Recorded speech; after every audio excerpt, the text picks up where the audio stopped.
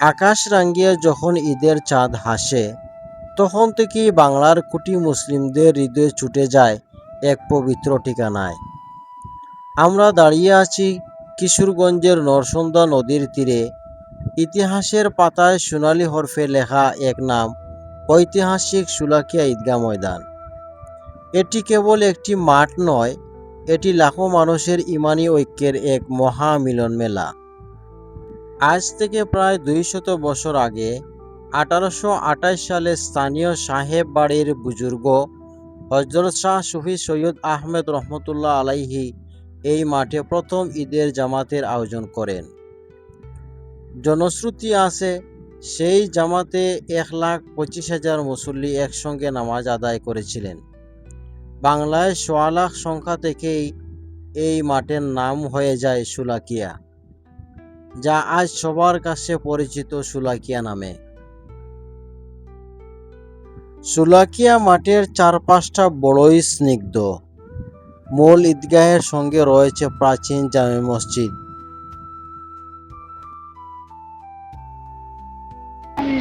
আমি আসছি এখন ঐতিহাসিক শোলাকিয়া ঈদগাহ, কিশোরগঞ্জ।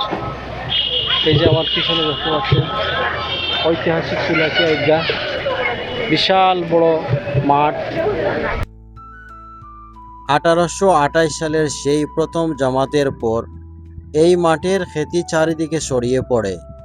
পরবর্তীতে এই মাঠের পরিচালনা ও উন্নয়নের দায়িত্ব নেন কিশোরগঞ্জের জঙ্গলবাড়ির জমিদার ঈসা খাঁর বংশধর দেওয়ান মান্নান দাদ খান।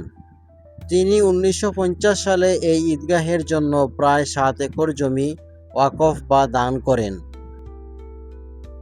আমি বর্তমানে শোলাকিয়ায় আসছি, এখন কোনো নামাজের সময় নয়, কিন্তু আপনি যদি মাঠের এই লাল সাদা সীমানা, প্রাচীর আর কাতারগুলোর দিকে তাকান, তবে এর বিশালতা সহজেই অনুমান করতে পারবেন।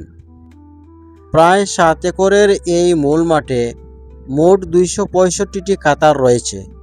ঈদের দিনে এই 265টি কাতারে লাখো মানুষ নিখুঁত শৃঙ্খলায় দাঁড়িয়ে যান।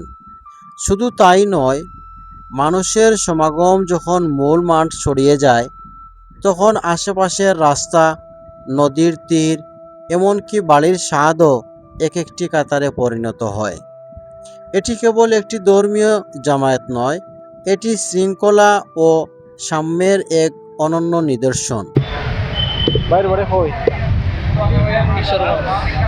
আপনি এখানে কি করেন?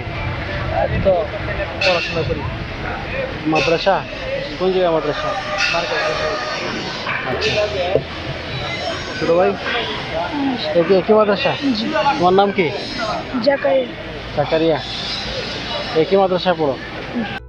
শোলাকিয়া ঈদগাহ ময়দান কেবল কিশোরগঞ্জের নয়, পুরো বাংলাদেশের এক গর্বিত ঐতিহ্য।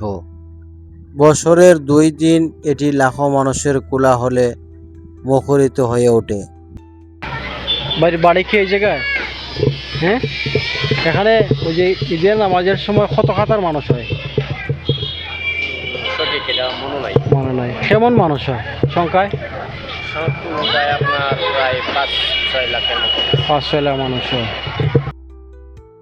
এই ঐতিহাসিক শোলাকিয়া ঈদগাহ ময়দান দেখতে দেশের বিভিন্ন জেলা উপজেলা থেকে মানুষ এখানে ছুটে আসেন। তাদের পছন্দের জায়গাটি দেখছেন এবং কেউ কেউ ফটো উঠাচ্ছেন, কেউ ভিডিও উঠাচ্ছেন। একটি আদর্শ ঐতিহাসিক স্থাপনার মতোই শোলাকিয়া ঈদগাহের চারপাশের বিন্যাস অত্যন্ত সুপরিকল্পিত। ঈদগাহ মাঠের সঙ্গেই লাগোয়া রয়েছে একটি প্রাচীন জামে মসজিদ, আর এই মসজিদের ঠিক দক্ষিণ দিকে তাকালেই চোখে পড়বে বিশাল এক পুকুর। এই পুকুর এবং উত্তর পূর্ব পাশ দিয়ে বয়ে যাওয়া নরসুন্দা নদী, সব মিলিয়ে পুরো চত্বরটিতে এক অদ্ভুত প্রাকৃতিক ও আধ্যাত্মিক স্নিগ্ধতা জড়িয়ে রয়েছে। প্রিয় দর্শক, ভিডিওটি ভালো লাগলে অবশ্যই লাইক, কমেন্ট ও শেয়ার করতে ভুলবেন না, এবং অজানা তথ্য জানতে চ্যানেলটি সাবস্ক্রাইব করে পাশে থাকুন। দেখা হবে পরবর্তী পর্বে অন্য কোনো অজানা ইতিহাস আর নতুন কোনো সুন্দর গল্প নিয়ে। সেই পর্যন্ত সবাই ভালো থাকুন, সুস্থ থাকুন।